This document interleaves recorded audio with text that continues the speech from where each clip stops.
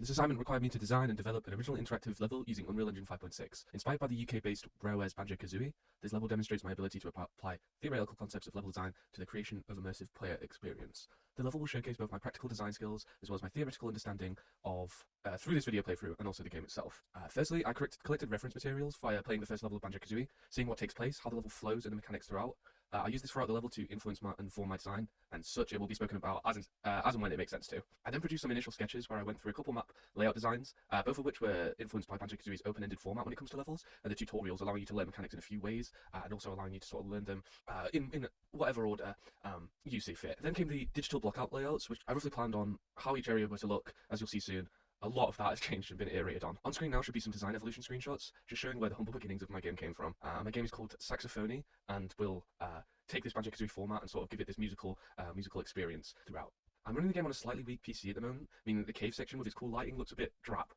In place, I'll show screenshots of what it's supposed to look like on high graphics. I will attempt to film this on the high resolution, but the footage might just be choppy, so I might just include examples instead through screenshots of how it's supposed to look and, the level design elements that go through that. Audio was a key part of making this game feel unique, since my premise of it being SaxaPhony, a lot of the sounds are simple note sequences using FL Studio and a built-in saxophone sound.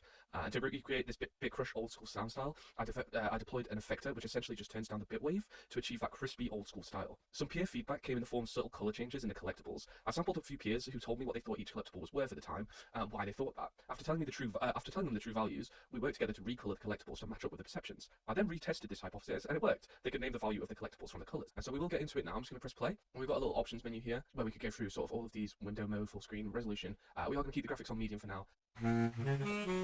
What's that noise outside? Oh my god! My friend lives in there! I have to go help him. I know there's a glider at the top of the castle, and I can't go there unless I have 3 saxophones. I'll have to start in the grasslands on the snowy ice caps. The rocky outskirts have been closed for a while. Maybe Hector would let me in.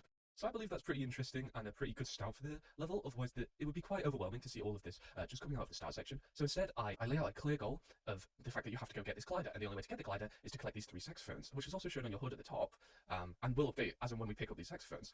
I then also tell the player that they can either go to the grassy outskirts or the snowy ice caps, and this is because you can complete both sections independently of each other. Of course, with this being a snow level, in many other games like Mario, the next worlds are usually those snow levels, and the initial worlds are usually these like sort of grassy starts, humble beginnings type of stuff. And so the player is more drawn towards this section. This is also in the fact that these lines and the breadcrumbs throughout tell the player that they have to, they have to follow this certain path. Well, they don't have to, and that's why this sign is in place as well, and how both of the breadcrumbs are sort of equally spaced apart in some way.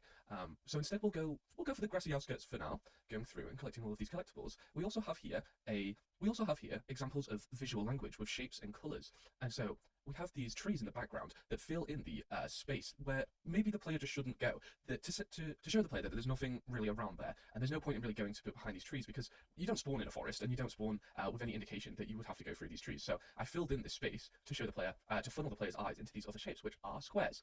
There's something to do over here. As well as this, it's also supported by these obstacles in the way, which are very indicative of just spikes. And so spikes, they're bad things. So if you hit them, your health goes down. Another way that I've implemented affordance is that straight after these spikes is one of the collectibles, and the collectibles also heal you a little bit. So if you do end up running into this spike, which you might do on your initial playthrough, immediately you're going to collect these collectibles that... Hello, I am the green saxophone wizard. Pick up my orb, and I shall tell you what it does. So incredible voice acting from me there. We're going to collect this orb just like the green wizard tells us to. Good job. You know how to collect orbs. Now you can double jump. My backup saxophone was placed above your head. If you can get it, then you can keep it. I heard you need 3 saxophones to get into that castle, so you better go collect it. This just reinforces what the initial cutscene told us about, wherein we have to go and collect this saxophone above him. It also tells you to sort of look up, which you might be doing, and as well look at the sign, look out above you, and this red sort of spot. So you might go into it, you're getting crushed there, oh no. And so there, we'll go up and to just do this simple platforming, which is an immediate use case of the double jump itself. And we're also going to get straight into this another section of affordance where you don't know really what to do. This gap could probably be made with very tight timing on your double jump, but instead we have this circle, meaning, and again with visual language, it's safe. So we're going to try just jumping into that, and immediately there, oh, we missed it, wherein a bar is placed, and you instinctively want to jump again. And especially since this bar appears, you may as well just jump again. And then there you go, that's a little sound effect for you for collecting the saxophone. And as well, one more little gameplay section. One bit that I could have done a little bit better here would maybe be spacing this area out to where you can't really land on this, just so then you have to sort of circle back and realise that this jump is now makeable with your double jump. So then you can go and collect some more of these clefs. The main sort of landmark of the castle and this tornado is meant to just really draw the player into really just keeping on thinking about that goal. So when they collect the first saxophone, they have to circle back here and remember why they collected the saxophone. This is to open the door and then to sort of, progress through the rest of the game. As well as the breadcrumbs of these clefs, we also have a slight bottleneck here, and also just immediate, again, affordance of learning a mechanic of the game without telling them the mechanic. So this, obviously, we have these debug bars, but please ignore that. It obviously is going to be slippy as soon as they go into it, and they will be led sort of down this area. It is a pretty simple section, and there isn't really much to it, and there's not really much talent there, but it's also just to show you that you are slippy on this ice, which is very important in the next section of the level. We're just going to complete this platforming and get up to our next NPC, but we also have multiple routes here, and if a keen eye looks at this, then they might be able to go and collect more collectibles up the backside of this, which also leads to our next NPC. Let's listen in.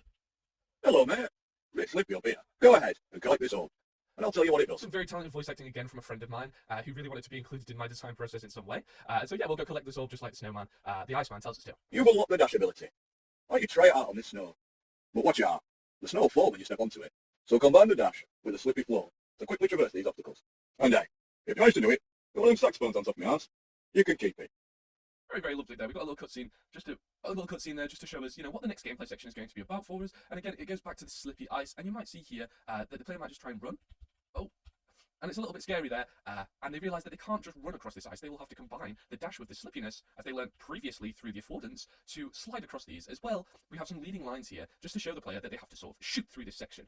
This is also reinforced with the breadcrumbs of the collectibles again, just to show them sort of the arc of the dash ability. You get the second saxophone. And again, I should speak about this section. It does seem like you may be able to just completely skip this section, but there actually is an invisible wall there, as well as being reinforced by these shapes of a triangle and spikes, as we know before, just to show, you can't go through that way. So it's as much as I could to show the player, you could try it, but it won't end up working out. And players might end up trying it, but they will just end up falling back down here just because of the invisible wall. Now, the player might also think this is another thing to do with the landmarks, is where they'll have to go collect another saxophone. But they might not know where that saxophone is. But if we remember in that starting cutscene, there was a third section of the game. So as soon as you turn your head back, you sort of see these grandiose peaks where you kind of want to go straight towards them, but you don't really know what to do. So we'll go and chat to our mate Hector in his shop. Hello, welcome to my store. My animations didn't load, so I'm stuck in a T-pose. You can buy my key for 50 clefs. But you might see at the bottom here we've got a sweet talk button. Let's see what that does. Okay, just this once I'll give you a discount. Oh, Not like I can stop you from robbing me. No, I won't give you any more discounts. Don't ask again. I wonder what happens if we ask again. Alright, it's back up to 50x. I told you not to ask again.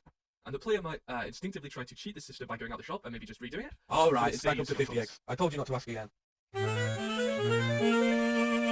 Maybe we should have listened to Hector when he told us not to ask again. Right here, we've got another example of visual language with these spaces. We know that squares are sort of meant to be something to do. So we've got the contrast of these sort of triangle-shaped rocks, which again, you might want to climb up, especially since you've got all of these different things. But you might see it's very hard to get up to any of these. So maybe you just need the next ability, which is why the squares are here, to lead you down into this cave. Right here again, we've got the leading lines of the walls to the side, as well as these spikes on the side, to sort of indicate what you're supposed to do in this gameplay section, and to really lead the player around this sort of tight space. We've got another example of breadcrumbs here, akin to Super Mario and the coins, is to sort of show you the arc of your jump and the arc of your dash as well, to really promote the player to use the dash to collect these collectibles and also get to the next section. We do have these platforms just in case they fall, but again, if you fall, let's just do an example. You spawn back at the start, so it's not really too big of a deal if you do end up falling. The player will just immediately spawn back into that section. At the end of the game, there is a section, there is a score that just tallies up how many collectibles you ended up getting throughout the game, and we'll just try and get through here. There's a cutscene that'll play right here. Hello up there. I said hello up there. Come down here. Open up prospector out. So we've got this prospector fella. Maybe jump on this side bit, jump on some rocks. But it looks pretty safe down there, so let's go see what he wants. Oh, hello. You actually came down here. I've been working here for ages. I just know there's some gold on the other side of this wall. But my pickaxe is breaking. Can you help me out? I know you don't have a pickaxe, but a good wallop of force might just get through.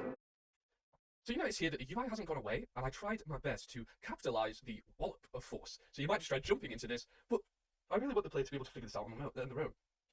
This is an example of a gate in some way, just to show the player another way that the mechanics can interact with the level. So well, if you think about a wallop of force, what's the one ability that we have? It might not be the double jump, but that doesn't seem like a wallop of force. We have the dash. Oh my goodness, you actually got into it. The gold is mine. But the rest is yours, my friend. He says the rest is ours, so we'll collect these pink.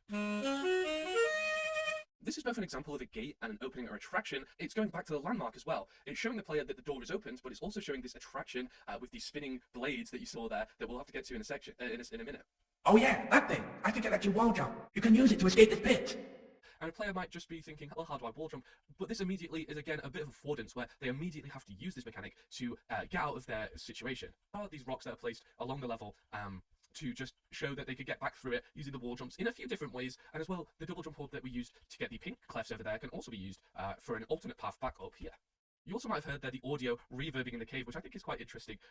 It really adds that effect of that they are in a cave and they are shouting up at you. And that little goblin there is just shouting up at us. And that would be sort of an example of the environmental storytelling. That cave prospector has been down there for a very long time, trying to just mine his way towards his gold, and that's why he's so happy when you end up helping him, and he can finally escape that thing. And the caves might just be opened up for this world as well.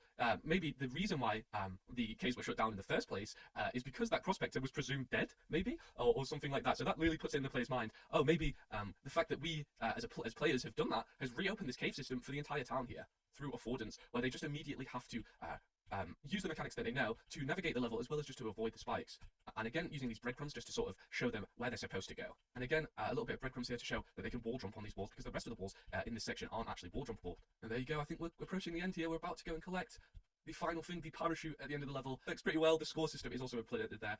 If I had the chance, I would make an in-game leaderboard, maybe that links to some sort of web page where any amount of players can do either a speed run or the highest amount of clefs that they can get, or both, and that both increases the replayability of the level itself, and really reinforces you to go and collect all of the clefs that are around the level,